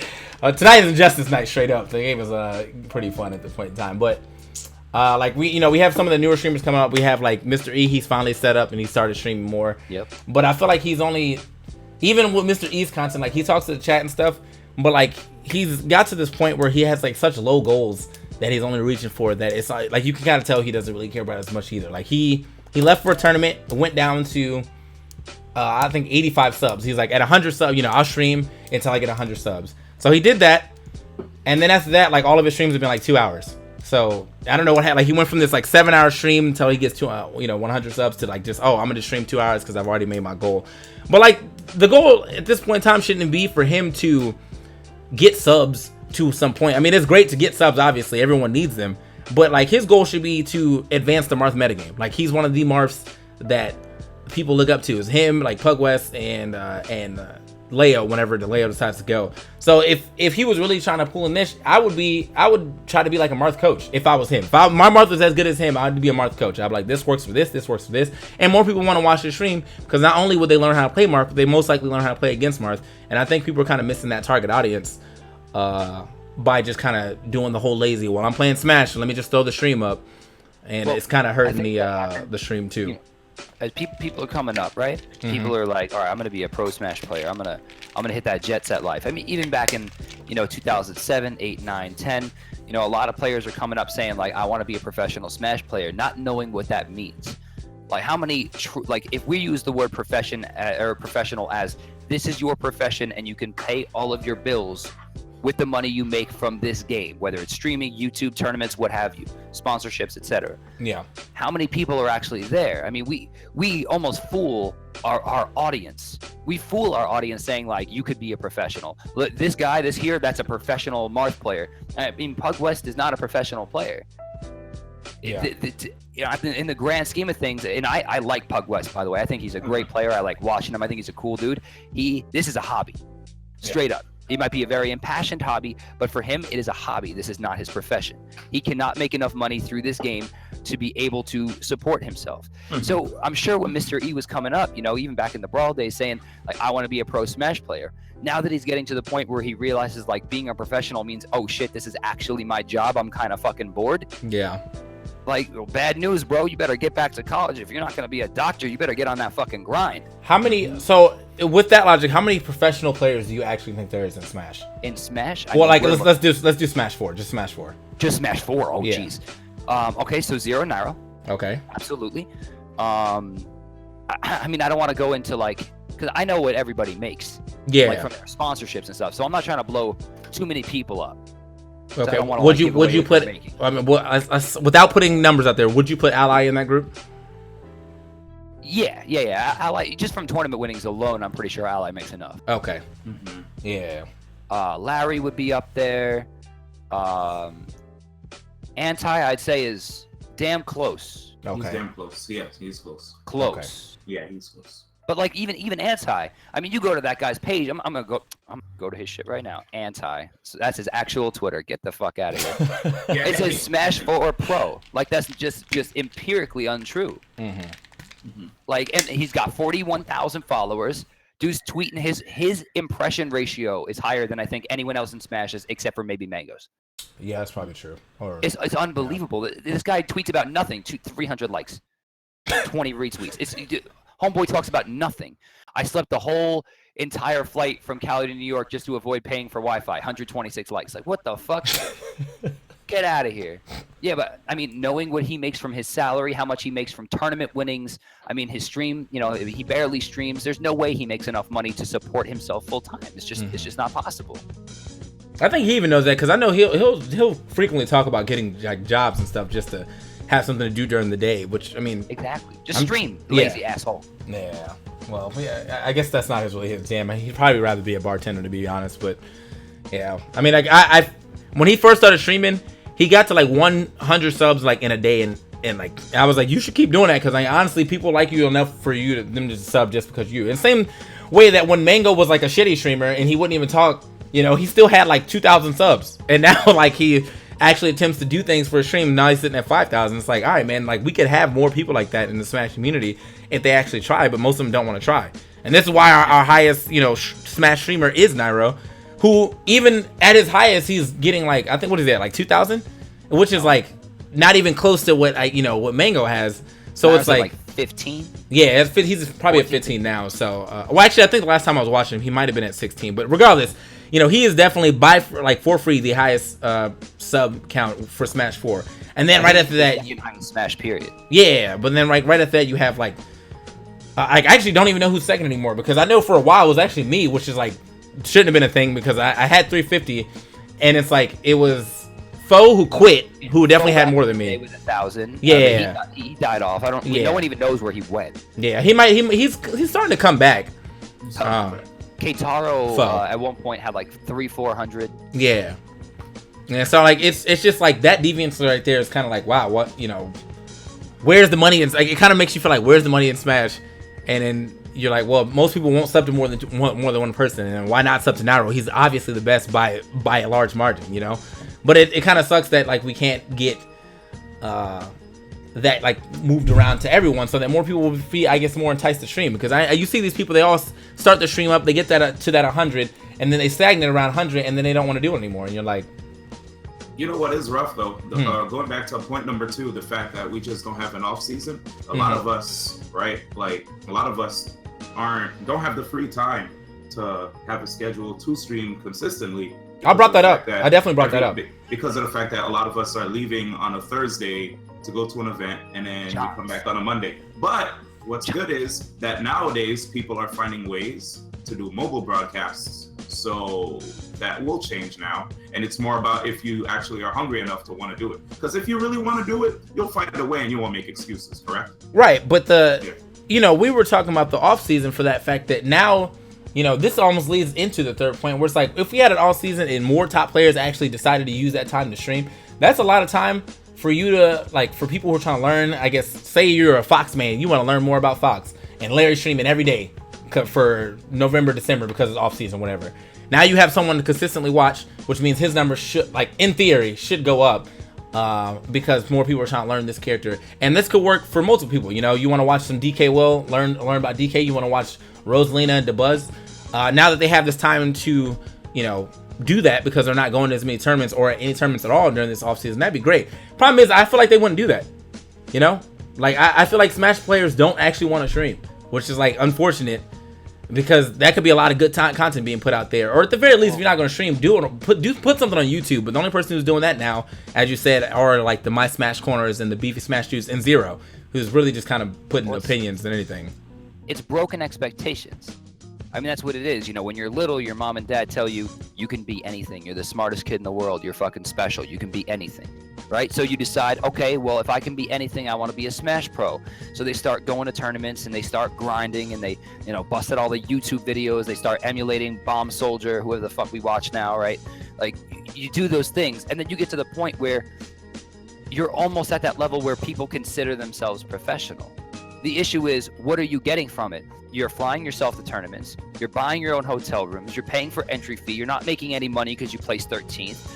You stream and you get 80 viewers and you're like, this is the life of a professional. Yeah. I'm giving up after a week. Yeah. They see this goal of being where someone else is who calls themselves a professional. Mm-hmm. And once they hit that, they're like, fuck, this is it. Yo, I'm out.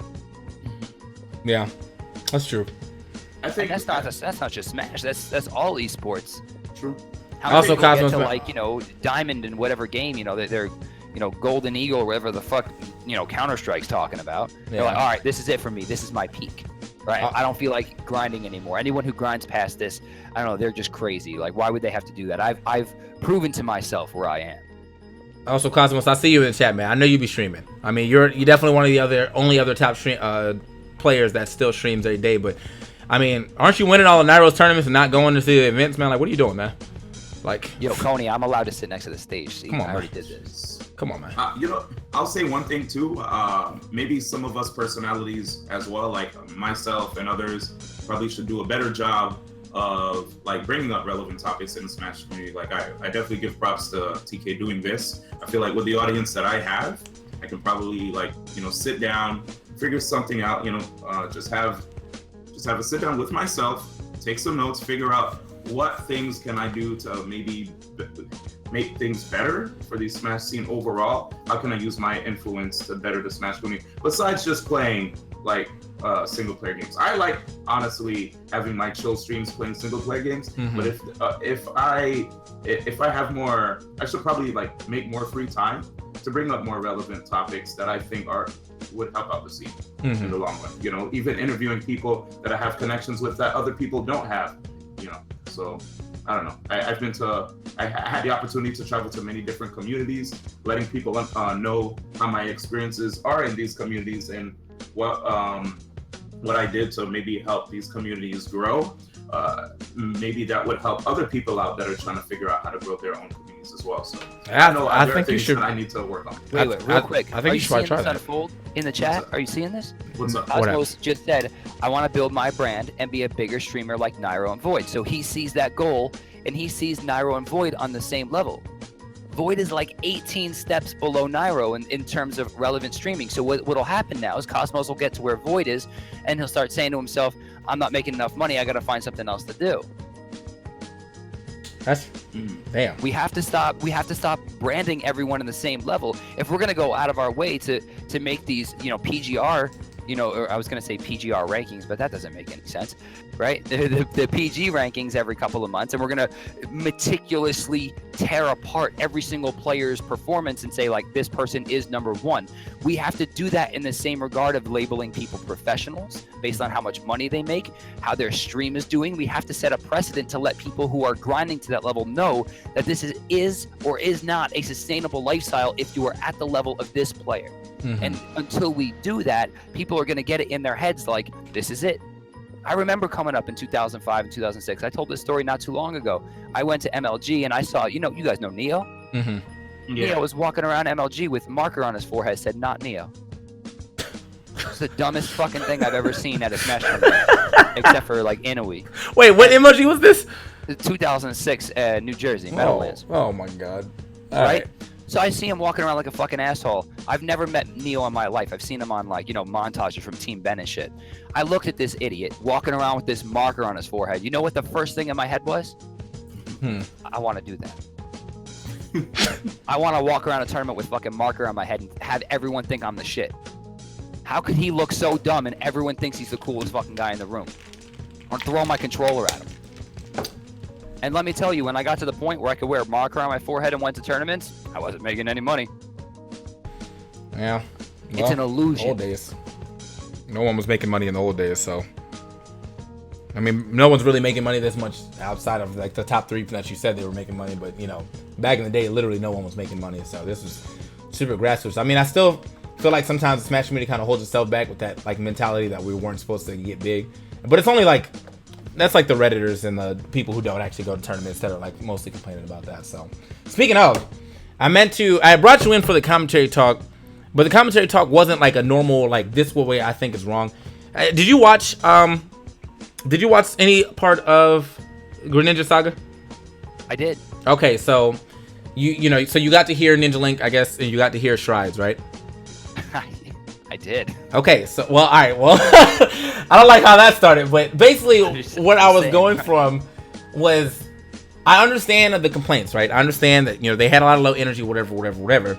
But in your opinion, okay, given what, like, if you knew them as people, like, given what they did, like, what do you think about, I guess, their commentary? Because, like, the opinion I gave is, like, it wasn't my favorite. It's not something that I would have wrote home about, but It's not commentary.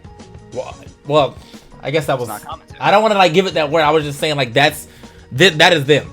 You know, I don't want, like, people on the mic talking about the game. That's all that was. That Right. was not commentary. But the people that were complaining were more so like, oh, we want hype, we want this, and I'm like, would you be more upset if they, like, faked it, or would you rather them just be themselves? Because at that point in time, I was like, you can't fake, like, everyone. It's very easy to see fake hype, and I could not imagine, right? And I could imagine him like portray. Could you imagine, like, he chatted on his inner EE? You'd be like, what the fuck is this? Like, who is this guy? So I have an inner EE. Well, if he did, okay, He doesn't. I don't know what to tell you. Like, this hypothetical is crazy. well, I'm saying though, water out of your arm. so I just let it, but I let it go though. Like, I knew what I was getting into, so I let it go. So was there any point for people to be like, wow, fuck this guy, let me shit on him, in the situation that he was put in? Because, I mean, I'm sure, like, he didn't ask to commentate. They're probably like, oh, we just want someone who knows a lot about Greninja to get up there and talk, and he did that. Sure. But that is the purpose of a TriCast. That is when you do a TriCast. You have hype dude, who also does analysis, and you have person in the middle who is the specialty anchor, the person who is supposed to talk about a specific matchup or have a professional insight into whatever you're watching, right? He's not a commentator. The third person is supposed to be purely analytical and purely there to advance the discussion based on exactly what you're seeing on the screen. This third person is not there for immediate entertainment value, but for informational value. The other two people are there for entertainment. That's why I don't like the Blastone TriCast. I think all three of you are hilarious. I think that you have good chemistry. There's just no purpose for it. Wait, what do you like? So it's because, like, none of us are, like, a top player, or, like, don't have, like, it's not about the top player. It's that none of you are boring. Okay. All three of you have larger than life personalities. Okay. So you're all kind of taking the spotlight from each other. It just seems like it's more like a podcast that's happening more than an actual set of commentary. Where if we take any three of you away and put in fucking Ninja Link or crazy ass DeBuzz or somebody else who's boring and will just drone on, but you guys are cool enough to interrupt them and have them shut up, right? Like, that is what makes good TriCasting. But if we put Ninja Link up there, you know, basically by himself to talk about Greninja, like, bro, I'm going to bed. I don't care how hyped that combo is. I'm giving that commentary a 3, and I'm hitting the hay.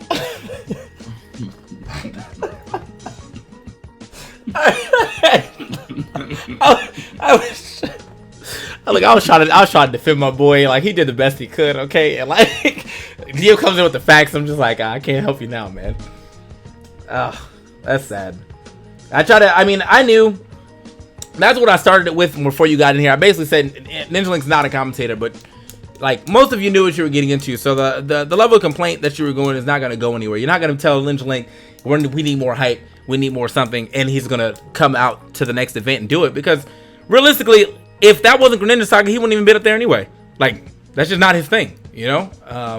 But for Strides, I really couldn't. I mean, that's just him, and I don't really know what else you can do to fix something. It's not like he's ever going to come out and be that commentator that has this boistering voice that everyone loves to hear. He's just an analytical guy. That's what he does. He gets up there, he talks about the game, which is why there's good. I feel like that's good that they paired him with D1, because D1 is up there doing normal D1 shit, and it kind of carried, I guess, that the conversation or the level of hype that people were looking for. But every time Strides talked, the whole chat was just, man, like, we don't care what he says. But he said relevant shit. He said things that were like, that were definitely some form of analysis of what both players are doing. So your history teacher, bro. Like, when did the Civil War start? Like, that's really important. Do you remember the date? No, because your history teacher was fucking boring.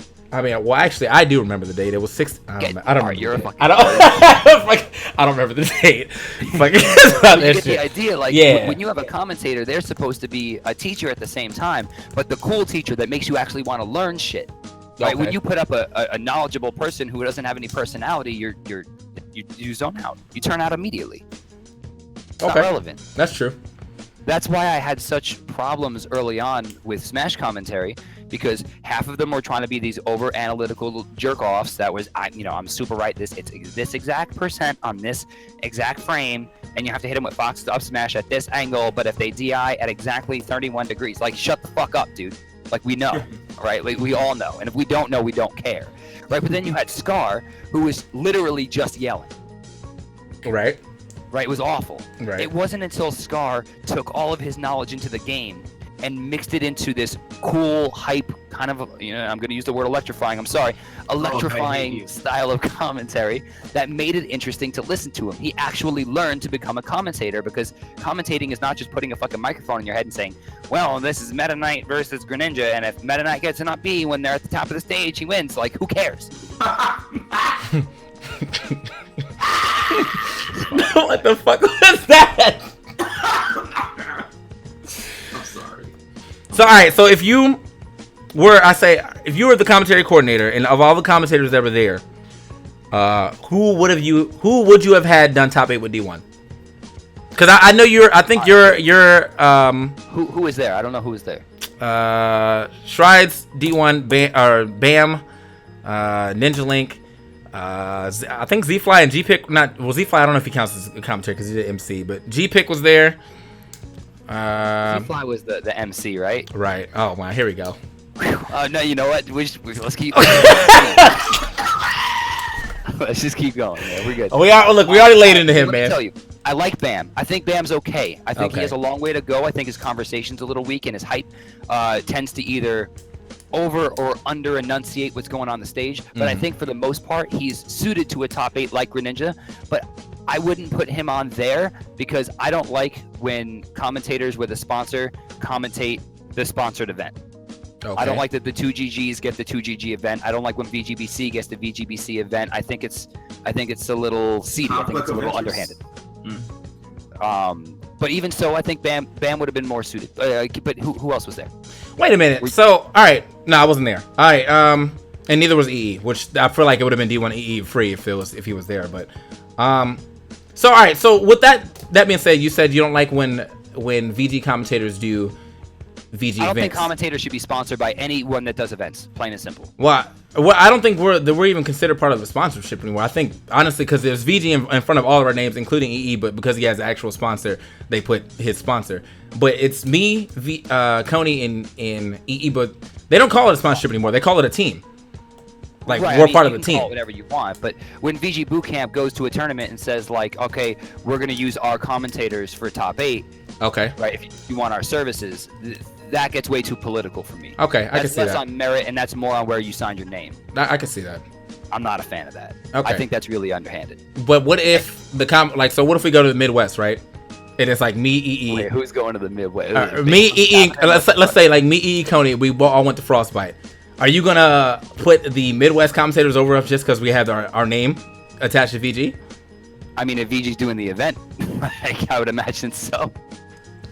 All right, man. I mean, I'm to be fair, the from Midwest your commentators are all much weaker than the 3 of you. Okay, so that's what I'm saying. 3 on. All right, yeah, that's what I'm saying. I don't want to I'm not shitting on the Midwest. I mean, they have a couple commentators, but all right, well, this is why you bring DM on because he pretty much says everything I'm not allowed to say. So, you know, because man, everyone look. Where'd you grow up, man? What the fuck? I grew up I grew up near Baltimore, but I was a timid kid. But it's not the fact that I can't say it. It's because there's some level of, oh man, we think you're entitled that goes around me when I haven't really said anything to deserve that title. Like I tell people like it is because I've been doing this in a situation longer than most people. Like whenever that new commentator comes up and he's like looking for top 8 after a year when he haven't really done anything, I'm like, you don't deserve it. And then they're like, wow, you're entitled. I'm like, wow, I've also been doing this for 8 years, so I'm not really I'm entitled. I'm just telling you what it is. Like this is how it goes. Like you're not gonna just walk in and commentate one top 16 and everyone's like, oh shit, this guy needs to be flown out everywhere now. Like there's a lot of work you got to do before you start getting flown out. In fact, we're still getting passed up, as I called, before you got into the call. I said that, I still get situations where people are like, oh, we can't get you out here. And I don't cry about it. I'm just like, all right, keep on grinding. That's all there is to do. Well, I mean, a lot of times commentators are treated like lesser beings because we all undercut each other. Yeah. Constantly. Yeah. I mean, you know, I've talked about at length what, you know, the top 8 at Evo made. Mm-hmm. The fact that you guys didn't get flown out, you didn't get hotels or Yeah, your meal vouchers. They apparently said they were trying to remedy that, but it's getting really close to Evo, and I have no emails. What the fuck is that? That's such a bullshit excuse. We're trying to remedy that. Yeah. That is a 10-minute conversation. Yeah. All right, what's our budget for commentary? What games are doing top 8? How can we make this work? Plain and simple. Mm-hmm. Whenever we had, at High Res, if we had an issue about commentary, we just sat down with the head of our department and said, what's our budget? How do we make this work? The problem here is that tournament organizers are trying to make a lot more money than they're saying. And I know this because I used to run a lot of tournaments, and I used to make a lot more money than what I was saying. Mm-hmm. Yep. But to be fair, a lot more money back then was like, oh, I went home with $110. I'm gonna go to the movies this weekend with my girlfriend, right? Like, it wasn't the tens of thousands that are, possibly being made by TOs now. I mean, even Apex 2012, Alex walked away, with a couple thousand. I walked away with a couple thousand. Everyone thought we were monsters. Like, how dare you get paid $2,000 for this event? Like, bro, I worked 8 months on this event. I made $2,000. Like, I don't know if you know how the minimum wage works, but bro, the government's coming after me for paying me this much. Right? Like, I'm in trouble. Thinking EE said, Mr. Wizard's casting a spell on that budget. Yeah. Yeah, but for real. All right, they trick you, dude. They trick you. They're like, all right, we're giving $10,000 scholarship out, and you're like, holy shit, Evo, you guys are gods. Like, bro, $10,000. Do you know how much? Where's the pot bonuses going? Yeah. No, we already knew that Evo wasn't paying. We already knew Evo wasn't paying. Like, I knew that realistically, once they took so long to pay me that like $240 they paid me, I was like, I'm pretty sure Mr. Wizard had like a wad that could have paid the entire Smash side in his pocket, like right when the tournament was done. Like, here's your 200, here's your 200. Fuck out my face. But let's do this. Like, I'm down to be transparent. TK, what's your day rate? 500 now. Okay, 500, right? If someone came to me and said, DM, what's your day rate? I say $1,500. Mm-hmm. Right? And if they tell me, all right, well, we're not going to pay you that much. How much will you take? I'm like, I'm telling you $1,500, bro. If you don't got it, like, just move along. Right. Like, plain and simple. If you want the best possible product, I'm your man. Right? Right. So when you go up to them and you say, all right, I want $500, they're like, all right, TK's cool. Him and DM are pretty close in commentary. We'll take him.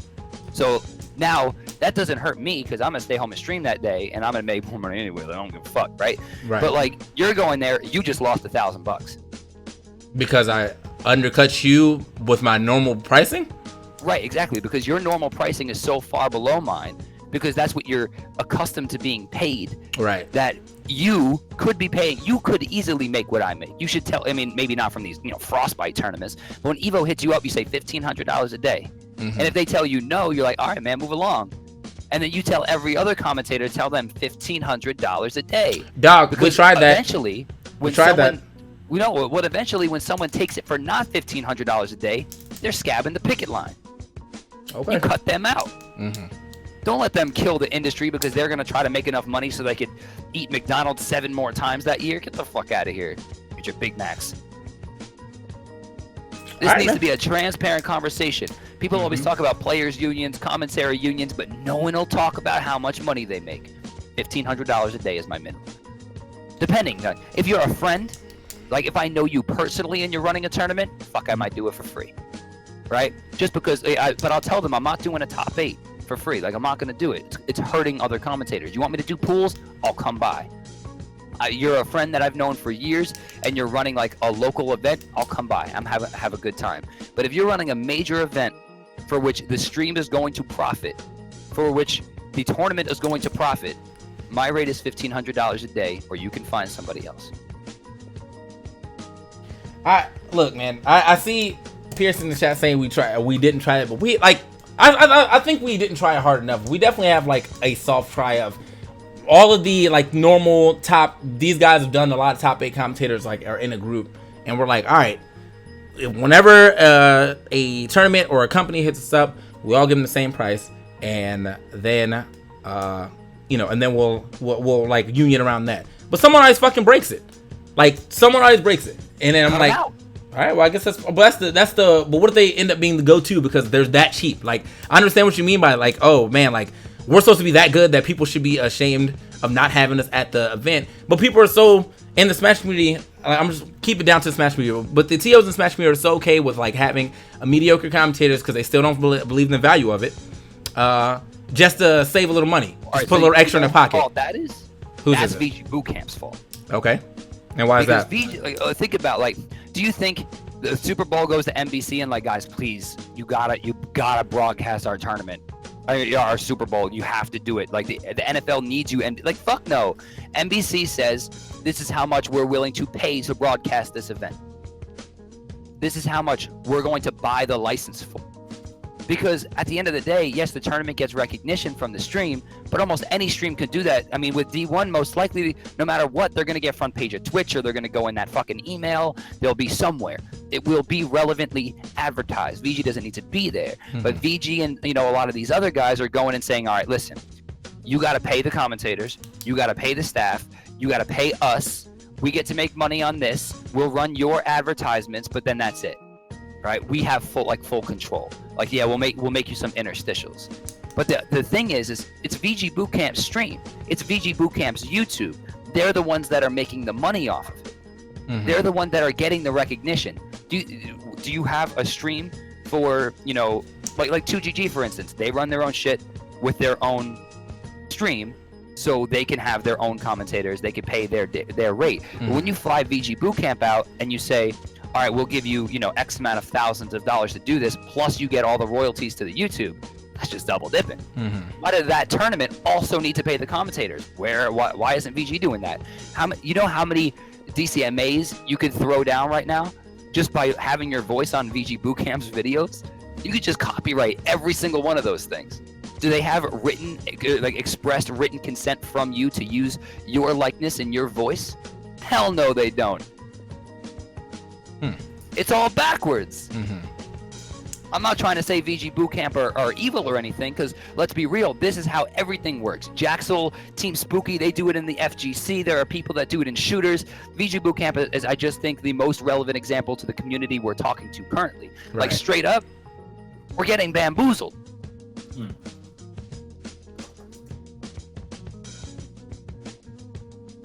Again, I don't think it's malicious. It's just backwards.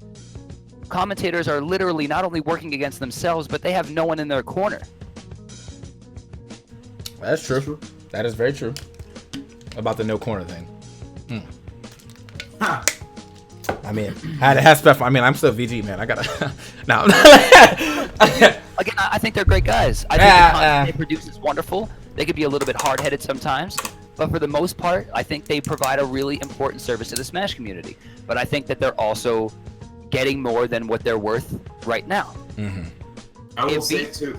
I'm sorry, one more point. If VG disappeared tomorrow, there would be 1,000 people ready with the same quality to take the reins. The only difference would be VG is going to get more viewers because right now they have more followers, which means their reach is larger. Right. Yeah. But that could be rebuilt very quickly. Right. It's the legacy stuff, man.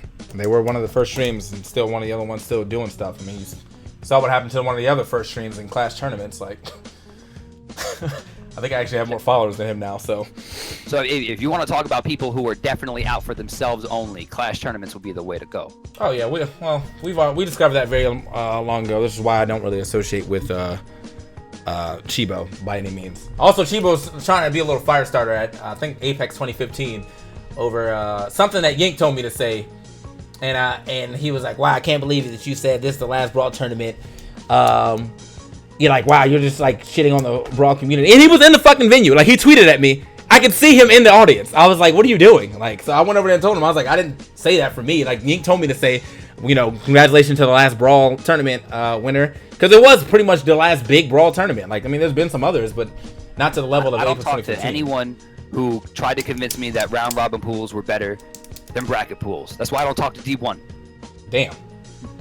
Wait, you said round robin. I don't like round robin pools. No, get out of here. Get out. 2012, you were in their corner. I don't want to talk to you. Well, wow. People do. You like round robin pools in 2012? People, yeah, 2012. That sounds more like me, but I don't think when I attended my first Evo, I saw the like. What was your first Evo? 2013. Okay. Well, You're for a Smash. late bloomer. For Smash. No, wait. I went to Evo 2009, but my first Smash, like Smash Brothers Evo, that had forced us to do bracket pools. It's the worst. The worst. Yeah, I'm all about bracket pools now. No worries. People could change, man. Hello. No, I refuse to believe it. Terrible. I'm being baited. All right. So last question for DM: do you still believe in that? I think the commentary format that you had brought up a while ago, where it was like in pools and stuff. That's when you'll drop the analytical commentators, and as things start to move forward, that's when you start bringing in the big guns and the heavy hitters to make players superstars. You still believe in that? Absolutely. I mean, trying to Can you hype break up, that down? Like for the Sure. chat. Sure. So let's break the tournament up into 3 specific portions. First is going to be your pools, right? This is going to be the large portion of the tournament that doesn't fucking matter. These are the type of commentators you want to sit down. This is where you want to have like Logic, right? Because Logic is really good at breaking down individual play styles. He has an okay amount of hype. Like, he's not a great commentator, but he's all right. Like, I'm not going to turn the stream off if he's on. You know what I mean? The reason that you want him there is because at that point, those players don't matter. 9 times out of, or not 9 times, let's say 29 times out of 30, it's going to go exactly how you think it's going to go. Zero's going to beat the random shitter, right? But the 1 time out of 30, he's going to lose to Palutena. Like, you know what I'm saying, right? But in that situation, if Palutena beats Zero, it doesn't matter who's on the mic. Right? You could have 2004 Scar. He wasn't even in the community yet. Homeboy would just be like, where's Captain Falcon, right? The whole time. It wouldn't matter. Because Palutena just beat Zero. That story sells itself. Right? So when you get to that point, if you have someone like Logic trying to build up some of these lesser players, it sounds interesting because Logic can break down their playstyles. He's very good at downloading playstyles. So he would allow someone at home to say, like, okay, this newer player is doing really well because of blank, but oh, that was a mistake because of this. In the future, I want to see him switch to this, you know, something like that. This allows for a more one-to-one dialogue with the community to the commentators, which allows a better form of discussion. Your second part of your tournament is your top 32 or top 64, wherever pools is really going to break down to. Right? These are this, in my opinion, is where you want people like Bam. People who have a decent amount of hype but are still learning.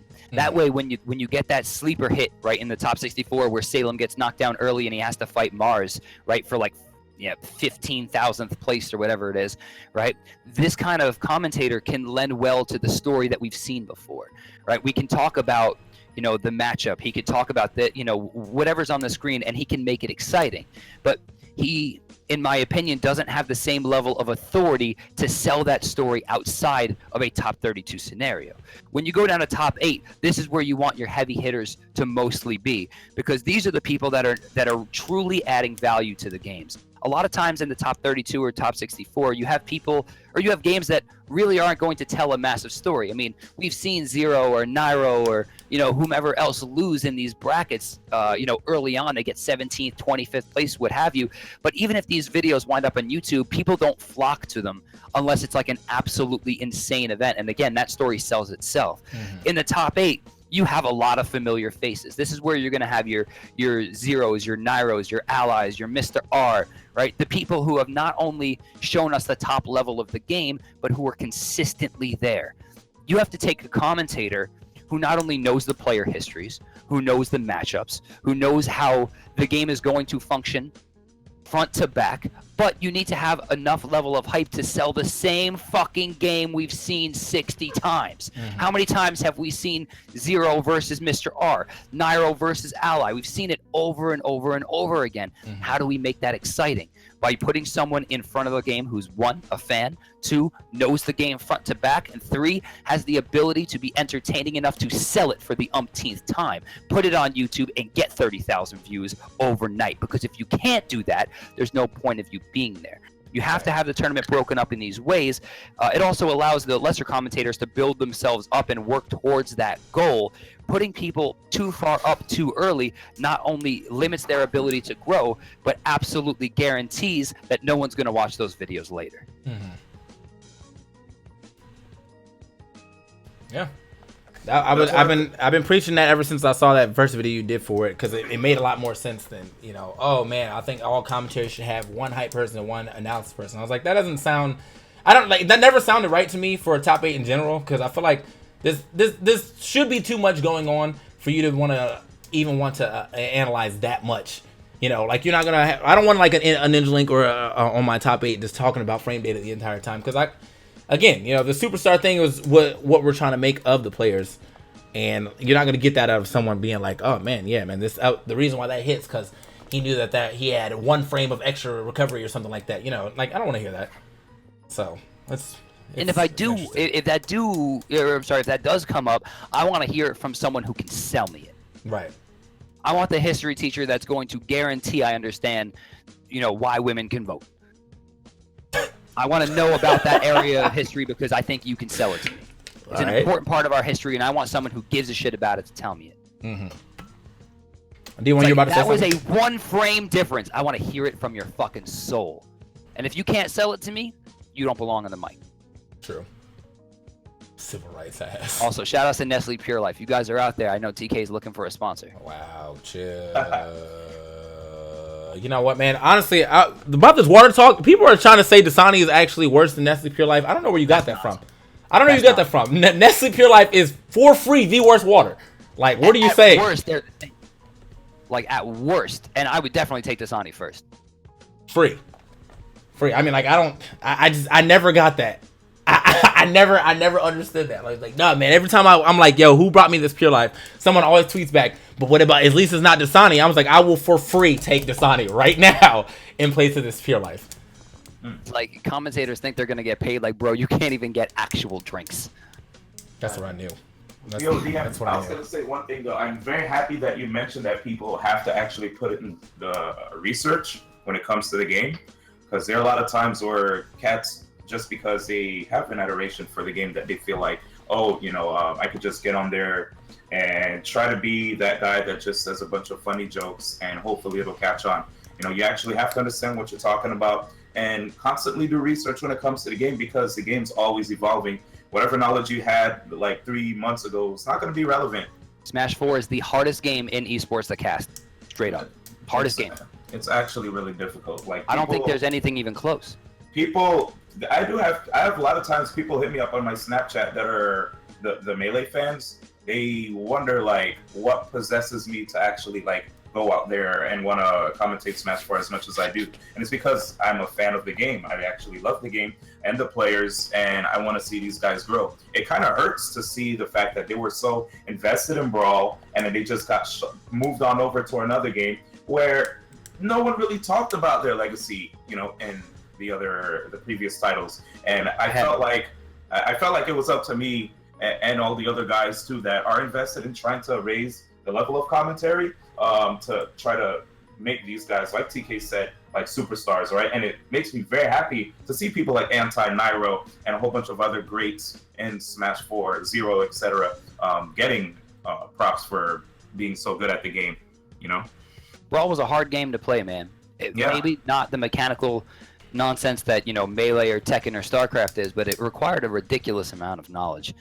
But when I look at Smash 4, I mean, there's so many things that make it almost impossible, right? First off, the game changed a lot, right? Patches aside, just new players showing up. Locust is Ryu. Now you have to study a whole new character. I mean, the game has a much larger point of balance than most others. The bell curve is a lot more hollow, right? Or a lot less hollow, excuse me, than Melee's. Melee, you can know 7 characters going to a tournament, and 80 out of 81 tournaments, right, you're going to be okay, right? It's not until, like, some random Luigi pops up, you're like, oh, fuck, I don't know.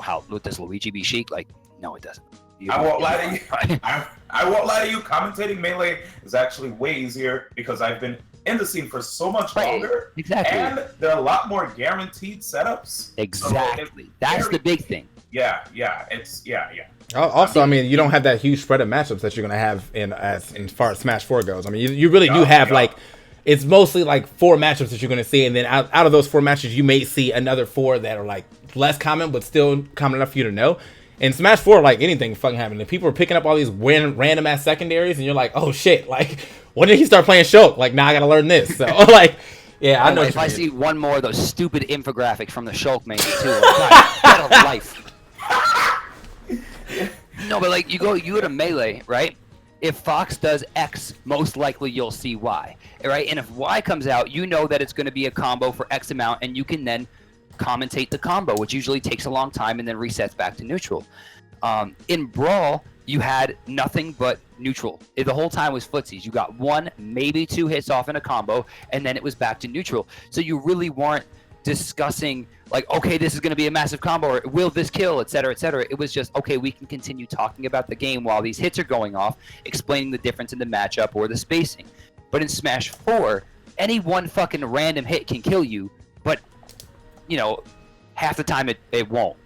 So you're getting these same interactions that were happening in Brawl, but then sometimes it would turn into Melee and someone would just lose the stock. So all of your Smash knowledge is irrelevant, and you had to like rebuild it from the ground up from what we knew from commentary already.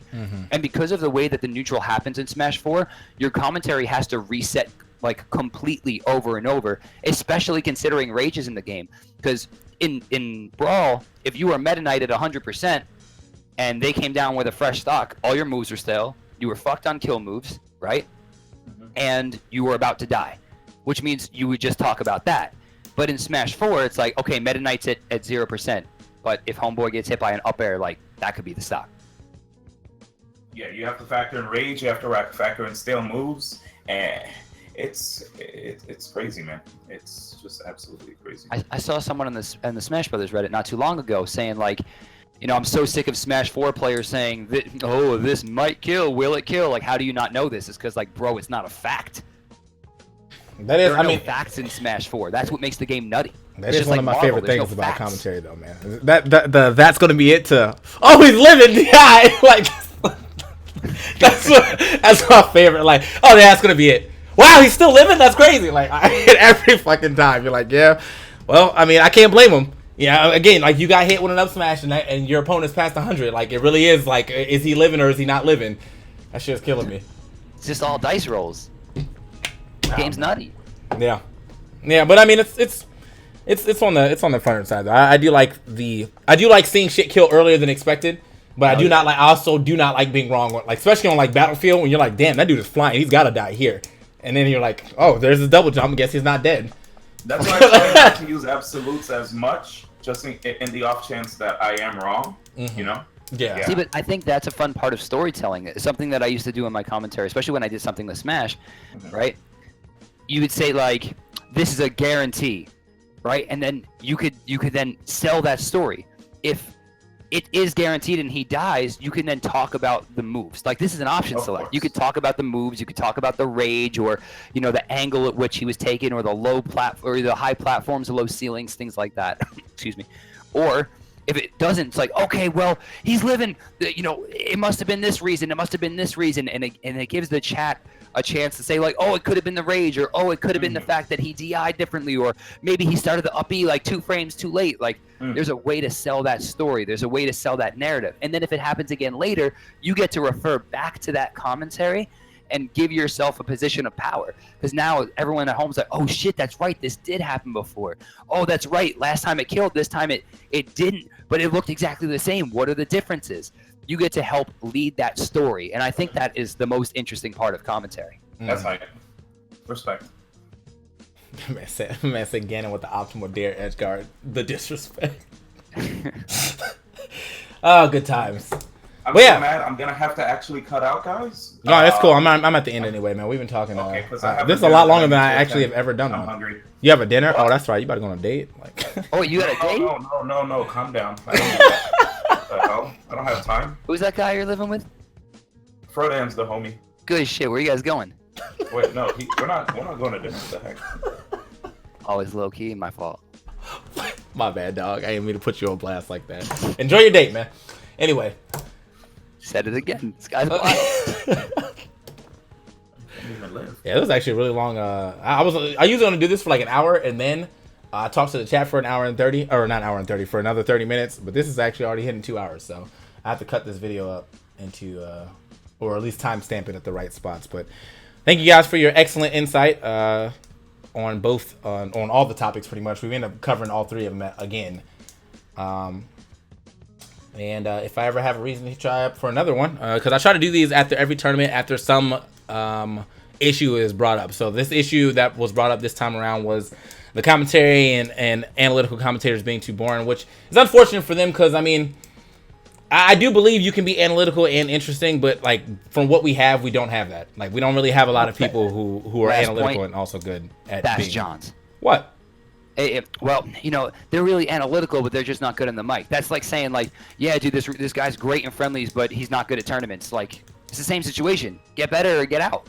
Well, no, I'm not saying that. Like, I'm saying what it would take for us to have people who are analytical and also good on the mic would be our hype commentators learning the game at a more deeper level. Because none of the analytical commentators are going to get to that point where they're like acceptable in terms of hype, because it's just not them. Most of our analytical commentators only want to do that in their standard monotone voice, and that just doesn't translate to people for good reason. I mean, like, you don't want to listen to dude reading a book during top 8, but like it sucks for them because like it's not like they're ever gonna learn how to. Well, you're not gonna learn, but you're not gonna just out of nowhere become some hype man, you know, over a night. So they're either gonna get ousted or they're just gonna keep getting pools matches, which I guess is fine. But yeah, that's just how I see it. You know, I don't really see the strides or the NLs or any of the other hype, but like monotone commentators coming out of nowhere and just becoming like these super hype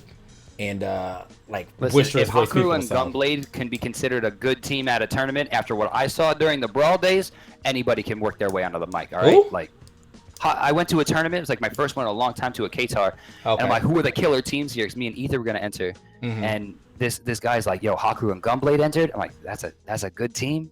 The fuck happened to this community? Like, what did you guys let happen? All right, well, I like to see it before I believe it. It has not happened for any Smash commentary yet. I've yet to see one person go from being monotone to having some form of character. What about Nairo? Nairo wasn't monotone. He just didn't talk because he was mad all the fucking time. So like Nairo's stream, he was extremely monotone in the beginning, and now that really? kid is a light bulb. I didn't watch the stream as much back in the day because I think we were pretty much because he was boring. Like, I know. Well, no, I was streaming too. So like we would like usually be streaming at the same time. Shit, Nairo went live. Oh fuck, I gotta go. Yeah. See it. That's what it's like, man. That's what it's like. That's what it's like, man. But anyway, I mean, thank you guys for calling in. If I ever need y'all again, hopefully y'all are always available because that was this is actually a lot more fun than me doing it by myself. So, yeah. Thanks. No worries, man. Thanks for having me. Peace out. Later. Yep. Peace. I don't know. Was Nairo boring, man? I don't remember that shit. Was he boring? Nah, he's probably live right now. But so I'm just host him because there's no reason to host anyone else. That was an honest conversation featuring D1 and DMbrandon. Very honest, very conversation. If there, do I need to sit here and talk to y'all for any much longer? Or do y'all want me to just go ahead and host this man? Because I mean, we can just make that happen right now. Watch out, Coney. Just host. All right, sick. I'm doing Injustice later. I'm gonna eat, and then I'm probably gonna do some Injustice. I gotta learn another character. So for the time being, I'm gonna host Nairo, and then I'll play some Injustice. Again, I probably gotta do these outros and stuff. So there's a lot more people here. So let's just go ahead and drop some promo slides. This stream, while not brought to you by Smash Chords, make sure you go ahead and join up on Smash Chords. If you're trying to learn about your character, or at least get the boards popping, hit up smashchords.com for whatever fucking character you play. Hub of all the Smash Discords, 64, Melee, PM Brawl, Smash 4, and Super Smash Flash 2. Yes, I said it, Super Smash Flash 2. So make sure you go ahead and check them out. We're trying to get more eyes and awareness as we'll have more knowledge out there. And if you are a man with a capture card and you want to make videos for this shit, that'd be really nice. That would definitely help us out. Also, this stream has been brought to you by Discord. We were using Discord to talk, so you also can use Discord. Use Discord, because if you're still using Skype, fuck you. Use Discord. Shit's way better. If you